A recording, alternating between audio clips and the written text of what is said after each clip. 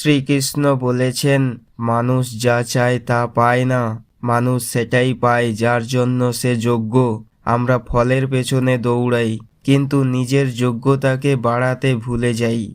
ভগবান বলেন, সময় হওয়ার আগে এবং ভাগ্যের অতিরিক্ত কেউ কিছু পায় না।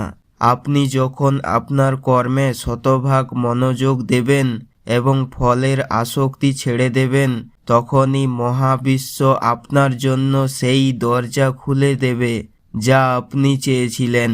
তাই আজ থেকেই অভিযোগ করা বন্ধ করুন, নিজেকে দক্ষ করে তুলুন এবং ভগবানের বিচার ব্যবস্থার ওপর বিশ্বাস রাখুন। সঠিক সময়ে আপনি আপনার প্রাপ্যর চেয়েও বেশি পাবেন।